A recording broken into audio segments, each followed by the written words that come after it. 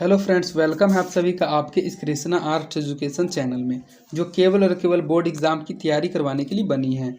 इसलिए इस चैनल को आपने अभी तक सब्सक्राइब नहीं किया तो इस चैनल को सब्सक्राइब कर दें और साइड के बेल नोटिफिकेशन को भी जरूर प्रेस कर दें, ताकि हमारी वीडियो का लेटेस्ट नोटिफिकेशन आप तक सबसे पहले पहुंच सके। और अगर आप हमारे इस यूट्यूब चैनल पर नए हैं तो आप टेलीग्राम चैनल को भी ज्वाइन कर लें। टेलीग्राम चैनल का लिंक डिस्क्रिप्शन में भी दिया हुआ है और आप टेलीग्राम एप्लीकेशन में कृष्णा आर्ट्स एजुकेशन चैनल को सर्च करके भी ज्वाइन हो सकते हैं, क्योंकि इस चैनल का जो भी स्टडी मटेरियल आपको प्रोवाइड किया जाएगा वो टेलीग्राम चैनल के माध्यम से किया जाएगा। और स्टडी मटेरियल के अलावा भी आपको टेलीग्राम चैनल पर क्विज और प्रैक्टिस करवाया जाएगा, इसलिए आप टेलीग्राम चैनल को अवश्य ज्वाइन कर लें। तो चलिए इस क्लास में आगे की ओर बढ़ते हैं। इसमें हम आपको क्लास 10th का इंग्लिश का crash course 500 plus important objective questions with question bank का पार्ट 6 करवाने वाले हैं। हमने आपको बताया था कि हम इस क्रैश कोर्स में आपको टोटल 10 क्लास करवाएंगे, और अगर आप सिर्फ इन 10 क्लास को अटेंड कर लेते हैं तो आप 100% इंग्लिश के ऑब्जेक्टिव क्वेश्चंस में बहुत अच्छा मार्क्स लेकर आइएगा, बहुत अच्छा स्कोर कर पाइएगा। और अगर आपने इसका 1 से लेकर 5 तक के क्लास के वीडियो को अटेंड नहीं किया है तो आप डिस्क्रिप्शन में दिए गए लिंक इंग्लिश क्रैश कोर्स के प्लेलिस्ट में जाकर इसके अन्य 5 क्लास को भी जरूर अटेंड कर लें। तो चलिए इसमें क्लास 6 में पार्ट 6 में आगे की ओर बढ़ते हैं।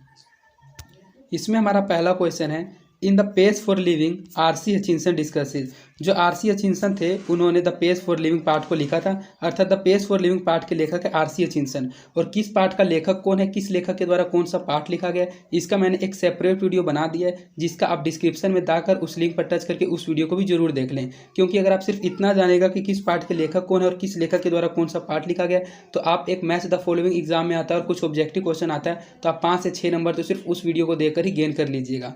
तो चलिए इसमें आगे बढ़ते हैं। इसमें पूछा यह जा रहा है कि जो पेज फॉर लिविंग चैप्टर है उसमें आर.सी. हचिंसन किस बात पर विवाद करते हैं।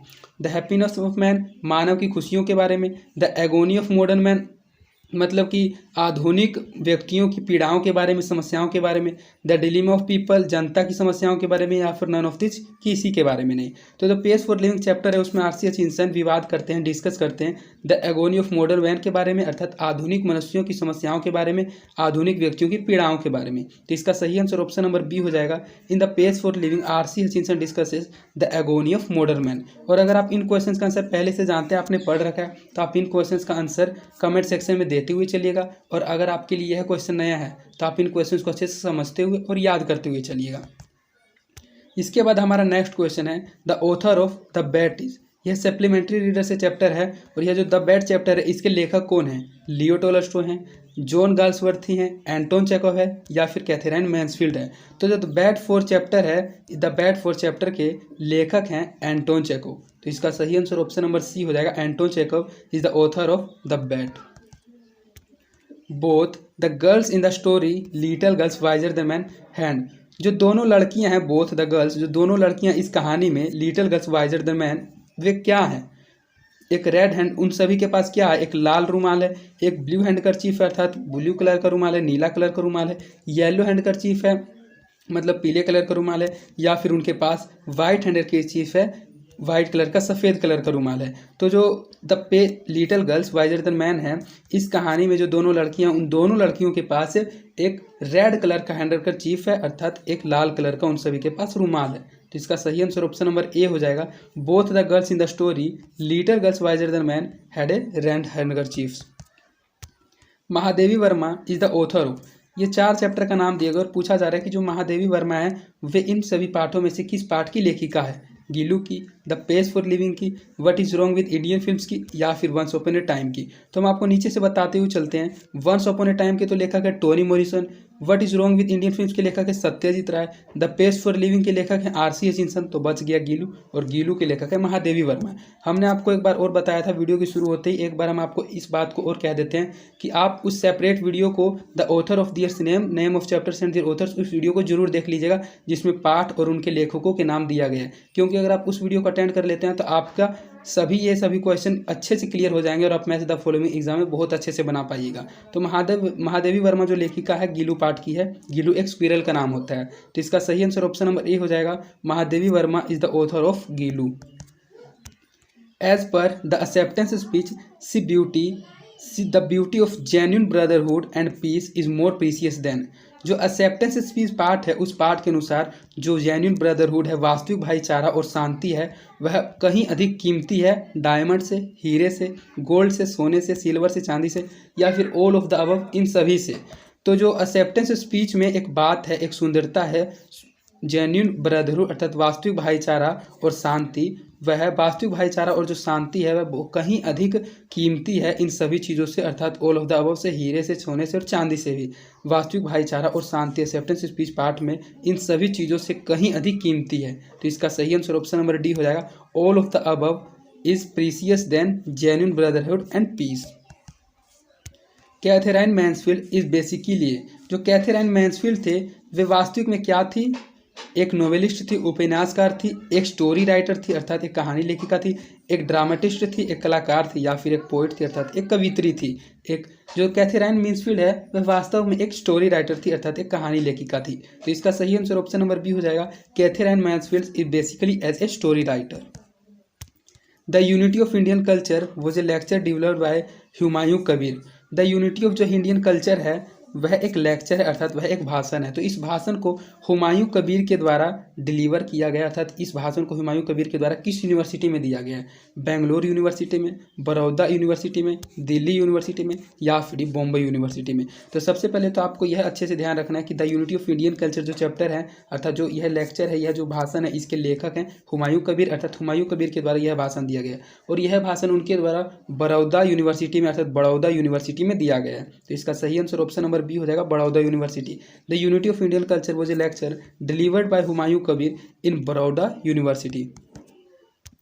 Martha had clear and blank eyes. यह क्वेश्चन रिपीट हो गया, इससे पहले वाले वीडियो में हमने आपको बताया था कि जो मार्था थी उसकी आंखें बहुत ही क्लियर थी और ग्रे कलर की थी, तो ब्लू, ग्रे, वाइट और रेड। तो हमने आपको अभी बताया कि मार्था की आंखें थी क्लियर एंड ग्रे आइज थी। तो इसका सही आंसर ऑप्शन नंबर बी हो जाएगा, ग्रे।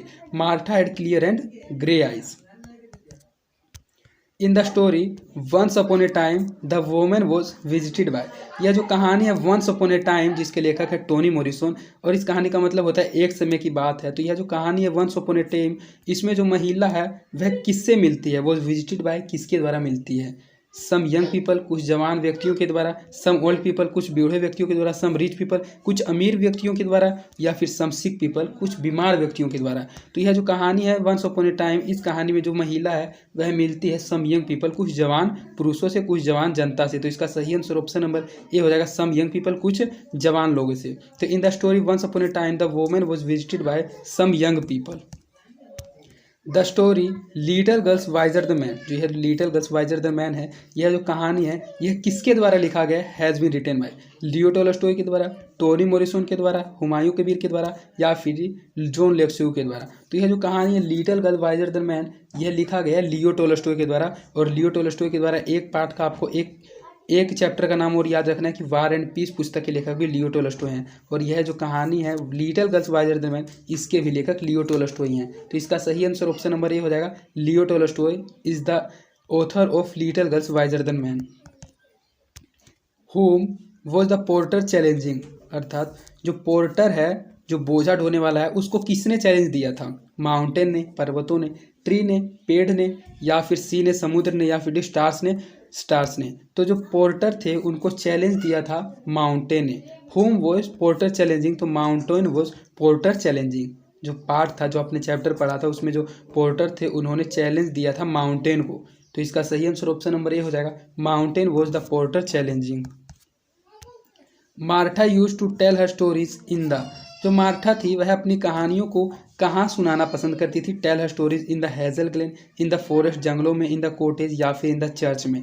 तो जो मार्था थी वह अपनी कहानियों को सुनाना पसंद करती थी हेजल ग्लेन में। तो इसका सही आंसर ऑप्शन नंबर ए हो जाएगा, hazel glen. Martha used to tell her stories in the hazel glen. Martha stories were about blank and fairies, जो मार्था की कहानियाँ होती थी वह ब्लैंक एंड फेरी मतलब किस चीज़ की फेरियों के बारे में होती थी? Old man and fairies, children and fairies, gnomes and fairies, या फिर विचेज, भूत प्रेतों एंड फेरीज। तो जो मार्था की स्टोरी होती थी वह बूढ़े व्यक्तियों और फेरीज के बारे में होती थी। तो इसका सही आंसर ऑप्शन नंबर ए हो जाएगा, old man. Martha stories were about, जो मार्था की स्टोरीज होती थी वह ओल्ड मैन और फेरीज के बारे में होती थी। तो इसका सही आंसर ऑप्शन नंबर ए हो जाएगा, old man. Who had written January night, यह जो जनवरी नाइट पूस की रात कहानी है यह किसके द्वारा लिखा गया है? महादेवी वर्मा के द्वारा, महात्मा गांधी के द्वारा, विद्यापति के द्वारा या फिर प्रेमचंद जी के द्वारा? तो यह जो कहानी है जनवरी नाइट पूस की रात यह लिखा गया प्रेमचंद के द्वारा। तो इसका सही आंसर ऑप्शन नंबर डी हो जाएगा Premchand. Premchand has written January night. Who was Jabra? यह जो जाबरा है यह क्या है, कौन है? एक कुत्ता है, एक भेड़ है, एक मंकी अर्थात एक बंदर है, एक ओक्स अर्थात एक बैल है। तो यह जो जबरा है यह एक कुत्ते का नाम है, यह एक कुत्ता है। हु वॉज जबरा? तो जबरा वॉज ए डॉग। तो इसका सही आंसर ऑप्शन नंबर ए हो जाएगा डॉग। हु वॉज जबरा? तो जबरा एक कुत्ते का नाम, एक डॉग का नाम है। Where do you find health and virtue? अर्थात आप हेल्थ एंड वर्च्यू को कहाँ खोजेंगे? टाउन में, विलेज में, मेट्रो में या फिर फैक्ट्रियों में, कारखानों में, मेट्रो में, गाँवों में या फिर शहरों में? तो हेल्थ एंड वर्च्यू जो मिलता है यह गाँवों में हम लोगों को मिलता है, स्वास्थ्य और अच्छा प्रकार का धन। तो यह जो हेल्थ एंड वर्च्यू यह गाँवों में मिलता है खोजने पर। तो इसका सही आंसर ऑप्शन नंबर बी हो जाएगा village. Village find health and virtue. तो इसका सही आंसर ऑप्शन नंबर बी हो जाएगा village. Vidyapati was born in the village of? जो विद्यापति जी थे उनका जन्म हुआ था किस गांव में? बिसापी इन दरभंगा, दरभंगा के बिसापी गांव में, बिसापी मधुबनी के बिसापी गांव में, सीतामढ़ी के बिसापी गांव में या फिर पूर्णिया के बिसापी गांव में? तो जो विद्यापति थे उनका जन्म हुआ था मधुबनी में। तो इसका सही आंसर ऑप्शन नंबर बी हो जाएगा बिसापी इन मधुबनी। अर्थात विद्यापति जी का जन्म मधुपति के बिसाफी गांव में हुआ था। तो इसका सही आंसर ऑप्शन नंबर बी हो जाएगा Vidyapati was born in the village of Bisapi in Madhubani. To whom does the friend of Radha makes report? जो राधा की फ्रेंड था उसने किसके पास रिपोर्ट किया था? राम के पास, कृष्ण के पास, शिवा के पास या फिर बलराम के पास?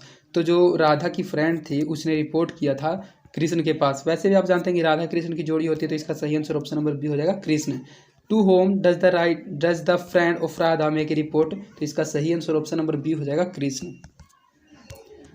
Who was mister Gessler? जो मिस्टर गैसलर थे वे कौन थे? एक बैंकर थे, एक लॉयर थे, एक वकील थे, एक पेंटर थे या फिर एक शू मेकर थे? तो आप जानते हैं इस क्वेश्चन को भी हमने आप लगता है 3 से 4 बार रिपीट कर दिया है। जो मिस्टर गैसलर थे वे एक जूते बनाने वाले कलाकार थे। उनको जूते बनाने की कला थी, वे जूते बनाना अच्छे से जानते थे। तो इसका सही आंसर ऑप्शन नंबर डी हो जाएगा shoemaker. Who was mister Gessler? तो mister Gessler was a shoemaker. Mister Gessler एक जूते बनाने वाले कलाकार थे। So in the author the story sun and moon, मतलब कि यह जो कहानी है सन एंड मून इसको किस कहानी के द्वारा प्रदर्शित किया गया, किस लेखक के द्वारा प्रदर्शित किया गया? तो यह जो कहानी है सन एंड मून इस कहानी को किस लेखक के द्वारा प्रदर्शित किया गया है? कैथरीन मैन्सफील्ड के द्वारा, प्रेमचंद के द्वारा, जॉन लेक्सेव के द्वारा या फिर पुराण सिंह के द्वारा? तो यह जो कहानी है सन एंड मून ये इसके लेखिका जो है, लेखिका है या फिर लेखक है वह कैथरीन मैन्सफील्ड। तो इसका सही आंसर ऑप्शन नंबर हो जाएगा कैथरीन मैन्सफील्ड। यह नाम से पता ही नहीं चल रहा है कि लेखक है या फिर लेखिका है। इस चैप्टर को और गहराई से पढ़ेंगे तब पता चलेगा कि यह लेखक थे या लेखिका थे। तो यह जो कहानी है स्टोरी है, यह जो कहानी है सन एंड मून इसके लेखक है कैथरीन मैन्सफील्ड। तो इसका सही आंसर ऑप्शन नंबर हो जाएगा कि यह कहानी प्रदर्शित किया गया है ऑथर। यहाँ ऑथर मतलब होता है लेखक ही। तो इसका सही आंसर ऑप्शन नंबर ही हो जाएगा कैथरीन मैन्सफील्ड एक लेखक थे। गीलू भोजन, जो गीलू चैप्टर था इस गीलू पाठ के लेखक है महादेवी वर्मा। और उस पाठ में जो गीलू नाम है वह किसका है? एक इंक्लूजन का है, एक एक्सेप्शन अवाद का है, एक एलोवेंस का है या फिर एक एडमिटोल का है? तो जो गीलू नाम है वह एक एक्सेप्शन है, मतलब एक अपवाद है। तो इसका सही आंसर ऑप्शन नंबर बी हो जाएगा एक्सेप्शन। अर्थात गीलू होता है वास्तव में एक स्क्विरल, एक रूख होती है। तो इसका सही आंसर ऑप्शन नंबर बी हो जाएगा exception. Gillu was an exception. Mister William is a character from, जो मिस्टर विलियम थे उनका चरित्र कहाँ से लिया गया? Me and the ecology bit से, गीलू से, द पेस फॉर लिविंग से या फिर एक्सेप्टेंस स्पीच से? तो mister Williams is a character from, जो मिस्टर विलियम थे वे एक पात्र थे me and the ecology beat part के। तो इसका सही आंसर ऑप्शन नंबर हो जाएगा mister William is a character from me and the ecology beat. R C. Hutchinson is a blank novelist, जो आर.सी. हचिंसन थे वे कहाँ के उपन्यासकार थे? ब्रिटिश के, चाइनीज़ के, फ्रेंच के या फिर नेपाली के? तो जो आर.सी. हचिंसन है इनके द्वारा जो पाठ लिया गया है, जो पाठ लिखा गया उस पाठ का नाम है द पेस फॉर लिविंग। और ये एक नोवेलिस्ट थे, ब्रिटिश नोवेलिस्ट थे, अर्थात ब्रिटिश उपन्यासकार थे। तो इसका सही आंसर ऑप्शन नंबर हो जाएगा British. R C. Hutchinson is a British novelist. What was the favourite food of Gillu, जो गीलू है उसका फेवरेट फूड अर्थात पसंदीदा भोजन क्या था? बनाना था, केला था, काजू था, एप्पल था, सेब था या फिर कैरेट था, गाजर था। तो जो गीलू है उसका जो पसंदीदा भोजन था वह था काजू, अर्थात गीलू को काजू बहुत अधिक पसंद था। तो इसका सही आंसर ऑप्शन नंबर बी हो जाएगा kaju. Kaju was the favourite food of Gillu. Satyajit Ray was a well known of India. जो सत्यजीत राय हैं वे भली भांति जाने जाते हैं भारत में किस चीज़ पर? डॉक्टर के नाम से, क्रिकेट प्लेयर के अर्थात क्रिकेट प्लेयर के नाम से, क्रिकेट खेल के नाम से, फुटबॉल प्लेयर के नाम से अर्थात फुटबॉल खिलाड़ी के नाम से, या फिर फिल्म डायरेक्टर के नाम से। तो जो पाठ सत्यजीत राय के द्वारा पाठ लिखा गया what is wrong with Indian films, तो पाठ के नाम से आपको पता चलता है कि वे एक फिल्म डायरेक्टर थे। तो जो सत्यजीत राय हैं वे भली भांति बहुत ही प्रसिद्ध नाम से भारत में जाने जाते हैं एक फिल्म डायरेक्टर के नाम से। तो इसका सही आंसर ऑप्शन नंबर डी हो जाएगा film director. Satyajit Ray was a well known film director of India. Alexander Aris accepted the Nobel peace prize on behalf of his. जो अलेक्जेंडर एरिस थे उनको नोबेल पीस प्राइज अर्थात जो शांति उपन्यास पुरस्कार मिला था किस चीज़ के बदले? बिहाफ ऑफ मतलब किस चीज़ के बदले? Sister, Nobel peace of prize मतलब कि सिस्टर की शांति के बदले, मदर बिहाफ ऑफ उनके मदर के बदले, उनके डॉटर के बदले, या फिर उनके कज़न के बदले।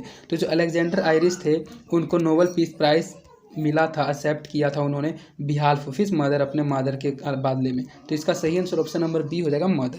Alexander Aris accepted the Nobel peace prize behalf of his mother. The letters are exchange between a mother and.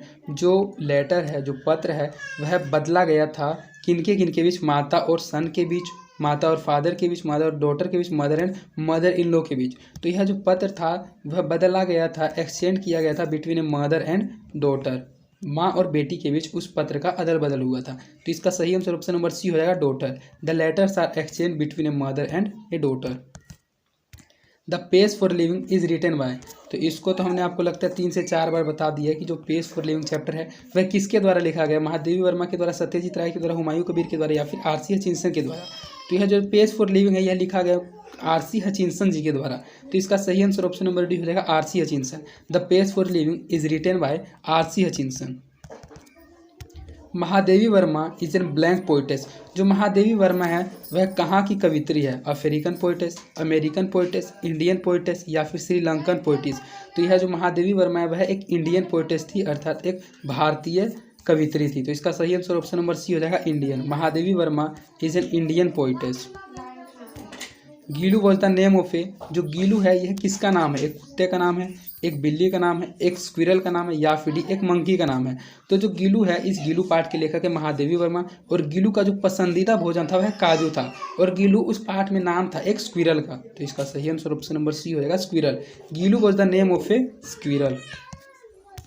Ang San Suu Kyi is a famous blank politician. जो एंग सन सू की थे वे एक कहाँ के राजनीतिक शास्त्री थे, कहाँ के एक पॉलिटिशियन थे, बहुत ही प्रसिद्ध पॉलिटिशियन थे, इंडियन थे, बर्मीज के थे, अफ्रीका के थे, या फिर चाइना के थे।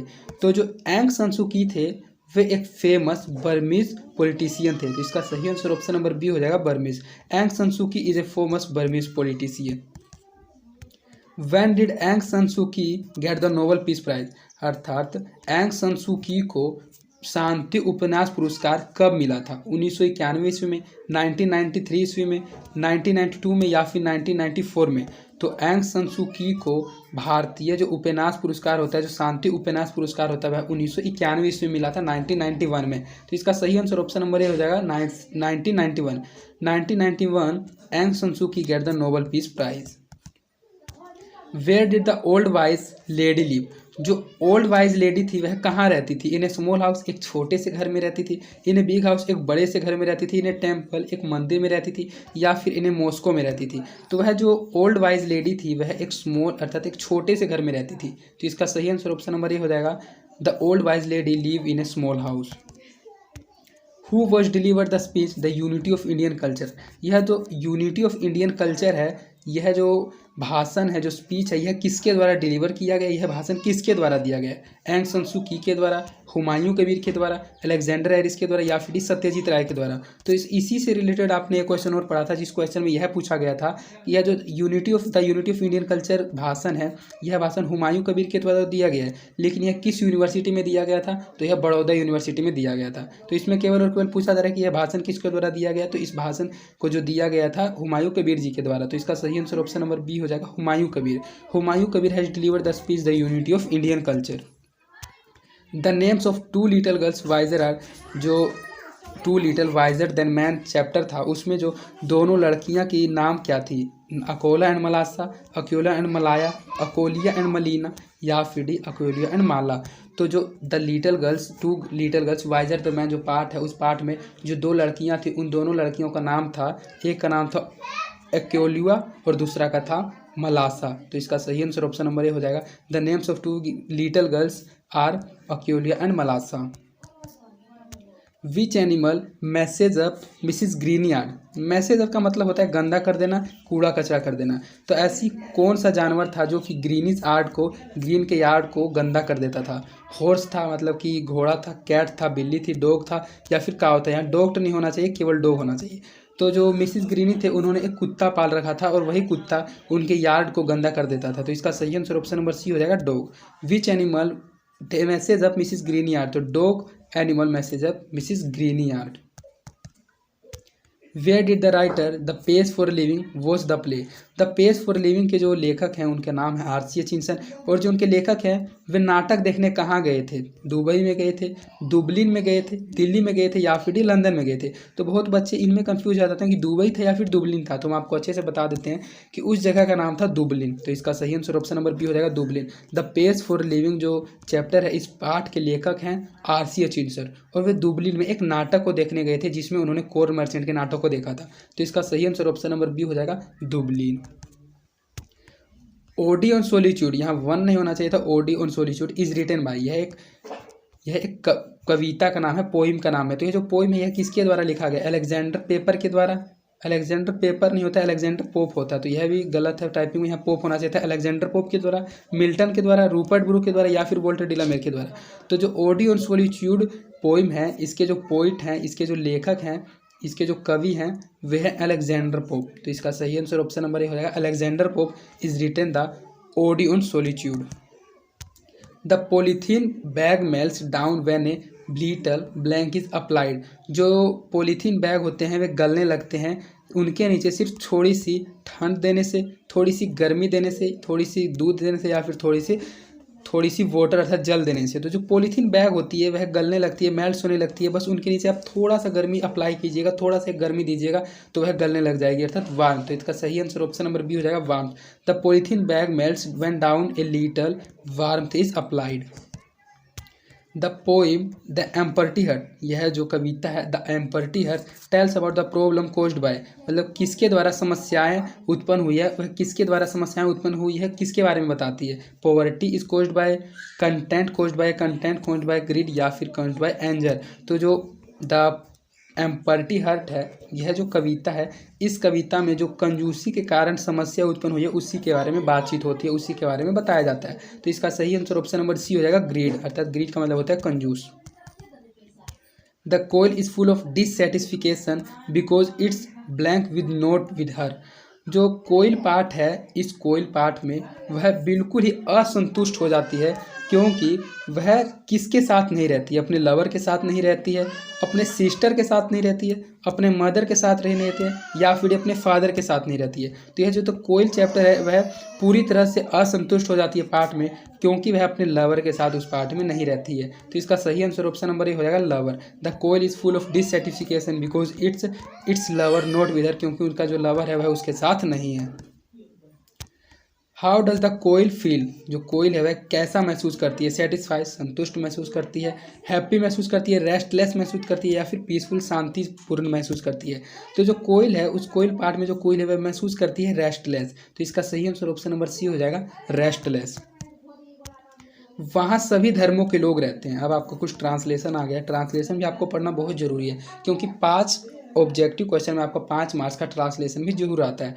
तो वहाँ सभी धर्मों के लोग रहते हैं। तो सिंपल सा सेंटेंस है, the people of all religious lives here. The people of all religious, the people of all religions, the people of all religions lives there, यह गलत हो जाएगा। The people of all religion, lived भी नहीं होगा, simple sentence है, the people of all religions live there, तो option number C हो जाएगा सही। वहाँ सभी धर्मों के लोग रहते हैं, the people of all religions live there, तो इसका सही आंसर ऑप्शन नंबर सी हो जाएगा, the people of all religions live there. आज बहुत गर्मी पड़ रही है, आज बहुत ज़्यादा गर्मी पड़ रही है। It was hot today, it was hot today, बहुत ज़्यादा गर्मी पड़ रही है, तो यह गलत हो जाएगा, इट इज़ नहीं होगा। It was extremely hot today, यह भी गलत हो जाएगा, इट वॉज हॉट टुडे सही हो जाएगा। तो आज बहुत गर्मी पड़ रही है, तो इसका जो सही ट्रांसलेशन हो जाएगा option number C, it was hot today, तो इसका सही आंसर ऑप्शन नंबर सी हो जाएगा। क्या पटना गंगा नदी के किनारे बसा हुआ है? जो गंगा नदी है वह पटना के किनारे बहती है, अर्थात जो पटना है वह गंगा नदी के किनारे तो बसी हुई है, लेकिन इसका ट्रांसलेशन पूछा जा रहा है। तो Patna is situated in the bank of river Ganga, तो आप तो इसी से अंदाजा लगा सकते हैं कि क्वेश्चन जो है क्या है, अर्थात क्वेश्चन इंटेरोगेटिव सेंटेंस है, तो यह तो सिंपल सेंटेंस हो गया, तो यह गलत हो जाएगा। यह भी सिंपल सेंटेंस हो तो यह भी गलत, और यह नन ऑफ दिस तो होगा ही नहीं, तो ऑप्शन नंबर सी ही इसका सही हो रहा है। सिर्फ आप एक बात को ध्यान रखिएगा कि जो सेंटेंस है, जो वाक्य वह प्रश्नवाचक चिन्ह के साथ है, इंटेरोगेटिव सेंटेंस है, और इंटेरोगेटिव सेंटेंस सिर्फ ऑप्शन नंबर सी में ही है। और इंटेरोगेटिव सेंटेंस जो होता है इज एम आर से शुरू होता है, तो इज से शुरू हो रहा है, तो यही सही आंसर हो जाएगा। क्या पटना गंगा नदी के किनारे बसा हुआ है? Is Patna situated on the bank of Ganga river, तो इसका सही आंसर ऑप्शन नंबर सी हो जाएगा, is Patna situated in the bank of Ganga river. खेलना एक प्रकार का व्यायाम है, जो खेलना है यह एक प्रकार का व्यायाम है।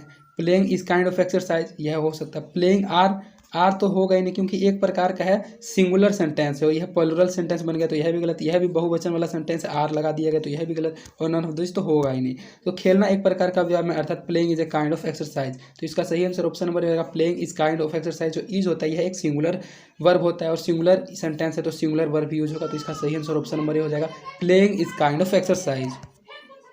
मैं नाश्ता कर चुका हूँ, मैं नाश्ता कर चुका हूँ, तो यह एक भूतकाल का सेंटेंस है कि मैं नाश्ता कर चुका हूँ। तो I have taken my breakfast, I have taken my breakfast, तो मैं नाश्ता कर चुका हूँ, यह हो सकता है। आई हैड नहीं होगा और आई हैज़ भी नहीं होगा, क्योंकि यह जो सेंटेंस है यह भूतकाल का सेंटेंस है, तो इसका सही आंसर ऑप्शन नंबर हो जाएगा, मैं नाश्ता कर चुका हूँ।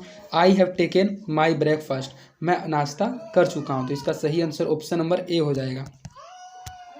ही speaks Bhojpuri, he speaks English, ये दो सेंटेंस है कि वह भोजपुरी बोलता है और वह इंग्लिश बोलता है, इन दोनों को आपको सिंपली कंबाइन करना है। तो ही speaks Bhojpuri because he speaks English, तो बिकॉज तो यूज नहीं होगा कि वह भोजपुरी बोलता है क्योंकि वह इंग्लिश बोलता है, गलत हो जाएगा। He speaks both Bhojpuri and English, वह इंग्लिश और भोजपुरी दोनों बोलता है, तो यह हो सकता है। ही स्पीक्स भोजपुरी बट इंग्लिश, वह भोजपुरी बोलता है लेकिन इंग्लिश नहीं, यह भी गलत हो जाएगा। He speaks Bhojpuri to English, वह भोजपुरी से इंग्लिश बोलता है, तो यह भी गलत हो जाएगा। He speaks Bhojpuri, he speaks English, मतलब वह भोजपुरी भी बोलता है और वह इंग्लिश भी बोलता है, तो ही स्पीक्स बोथ भोजपुरी और इंग्लिश, अर्थात वह बोथ भोजपुरी और इंग्लिश दोनों बोलता है, तो इसका सही आंसर ऑप्शन नंबर बी हो जाएगा। He speaks both Bhojpuri and English, तो इसका सही आंसर ऑप्शन नंबर बी हो जाएगा।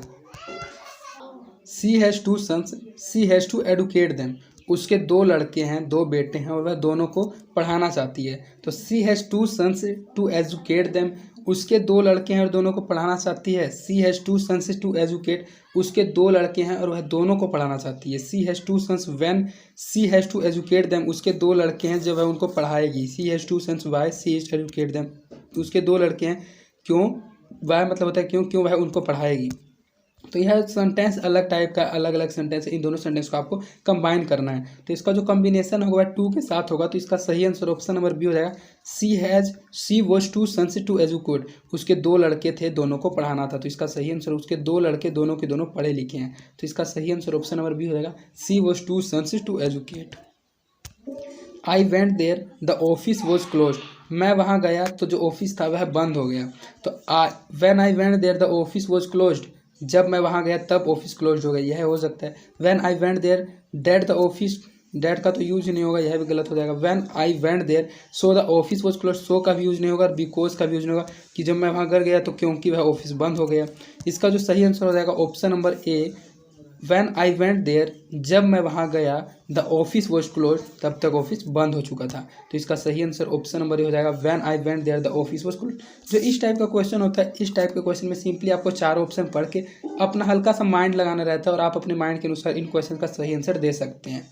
तो इस प्रकार आपका इस वीडियो में 100 ऑब्जेक्टिव क्वेश्चंस कंप्लीट करा दिया गया और यह हमारे क्रैश कोर्स का 6ठा क्लास था और इसके बाद इसका 4 क्लास और लाया जाएगा। और अगर आप सिर्फ इन 10 क्लास को अटेंड कर लेते हैं तो आप 100% इंग्लिश के ऑब्जेक्टिव क्वेश्चंस में बहुत अच्छा स्कोर कर पाइएगा। और अगर आपको हमारी वीडियोस पसंद आती है तो आप अपने दोस्तों के बीच भी इन वीडियोज़ को जरूर शेयर करें और आप हमारे वीडियोज़ को लाइक भी जरूर करें, इससे हमारा मोटिवेशन बना हुआ रहता है। तो आज के लिए इतना ही, धन्यवाद। मिलते हैं आपसे नेक्स्ट वीडियो में।